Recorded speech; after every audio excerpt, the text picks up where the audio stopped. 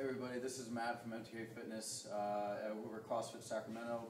I've had some requests for a deadlift instructional video, so I'm going to go through this really quickly. We're going to go through a couple different factors on the deadlift. We're going to go through doing multiple high rep deadlifts, and we're going to go through 1 RM deadlifts and the difference between the two. So the first one is just basic deadlift form, right? Things we want to make sure of whenever we're setting up for a deadlift is we're using a conventional stance, which is basically feet are going to be about shoulder, actually about hip width apart, right? Just like that right there. Toes can be pointed out slightly, but for the most part we want to make sure that our heels and our legs are just parallel with each other, right? Just like that. Lining up to the bar, we want to make sure that the bar is over the center of our foot. Right, so bar is going to be over the center of our foot. Right, you can't quite see it because of the position that I'm in, but the bar right now is over the center of my foot. When I'm standing up looking at it, it's going to look more like it's towards the front of my feet, but a side view will indicate that the bar is going to be right over the center.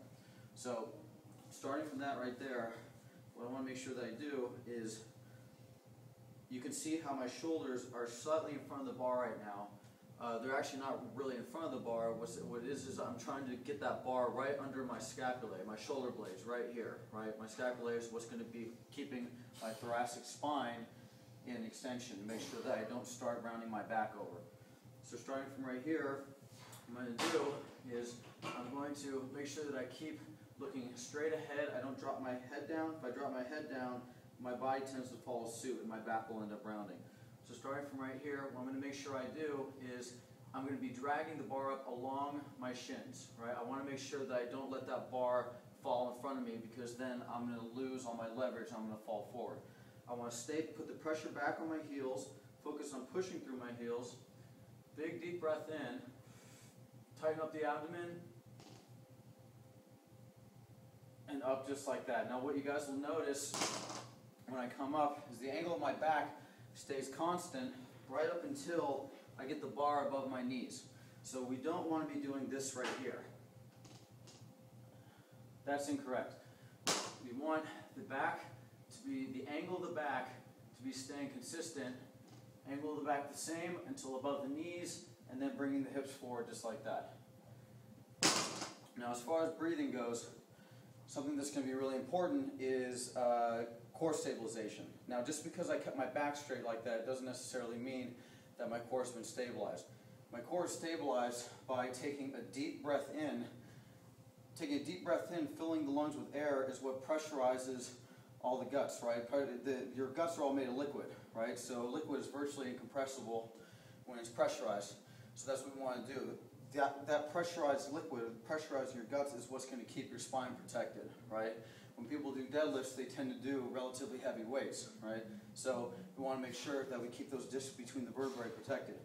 Part of how we do that is keeping our back straight when we lift, but the other part is making sure that we don't have unnecessary compression force in the spine, right? We want the compression force to be taken up by the strength in our abdomen. So as far as stabilizing goes, when I say breathe in and hold it, what you're doing is you're not just breathing in, you're breathing in and then tensing up the abdomen like you would if someone's going to punch you in the stomach. So you want to make sure you take a deep breath in, pressurize the abdomen, lift up, keep the breath held at the top, and then after you bring it back down, you can proceed to breathe out. Now, as far as going for a 1 rep max deadlift, right, or a deadlift where you deload the bar at the bottom, which means picking the bar up. Deloading bar basically means picking the bar up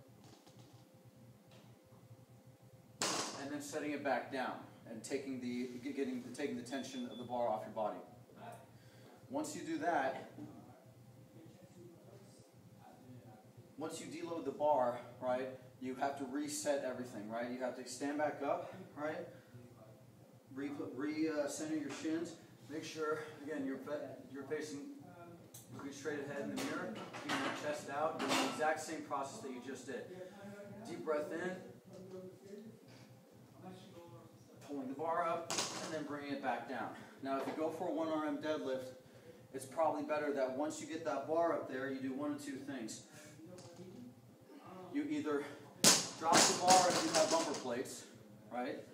Or if you don't have bumper plates, then set it down quickly. So starting up here, keeping that back straight, right? You want your torso to fall faster than the speed of the bar. So setting it down just like that. That way you don't have to worry about the really heavy eccentric force of the bar starting to pull your form out of whack and worry about injuring yourself. Now, if you're going for a high rep deadlift, if you're doing a workout like Christine or something where you have multiple deadlifts at one time and you're trying to do a workout for time, it's probably going to be better that you don't deload the bar, right? I recommend deloading the bar if you're newer at deadlifting and you're still getting used to that core aspect of core stabilization. If you're better at it, then you're probably going to be better off just not deloading the bar. So in that case, if you deload the bar, you breathe in at the bottom, pull up, bring it back down, and then breathe out once you get back down. If you don't deload the bar, then what you're going to do is similar to a kettlebell swing. You breathe out at the top. So starting with the bar from here, what I'm going to do is I breathe in at the top, tap it down, and then come back up, breathe out, right? So I'm going to try to accentuate my breathing so you can hear it.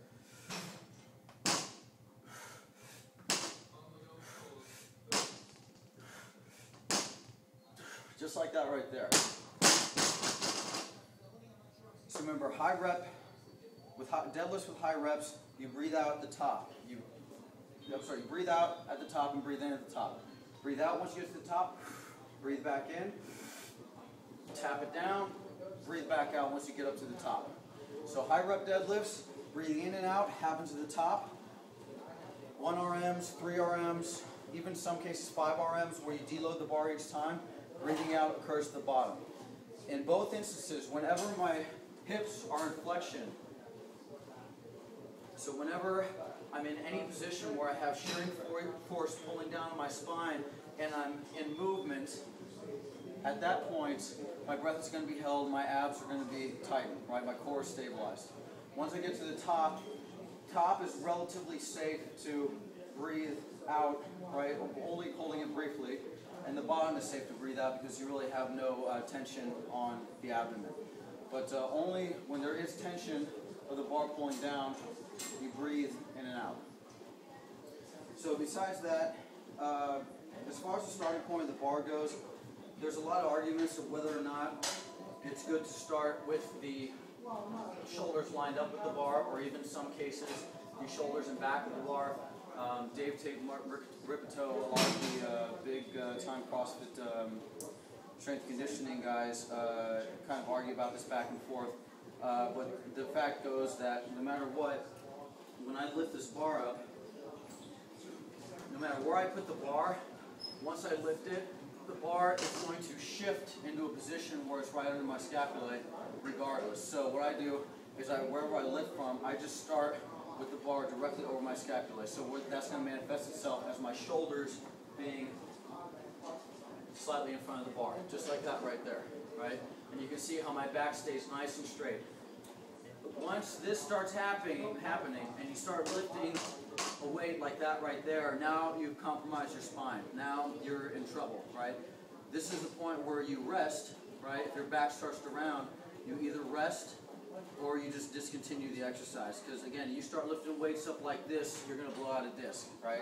Very, very important. You never, ever, ever lift a weight with a rounded back. Every time you lift a weight, right, your back is going to be in full extension, just like that right there. A little bit of flexion, okay, not bad, but you're risking it. Once the spine really starts to flex, now you're getting in more dangerous territory. We want to avoid that, all right? So anyways,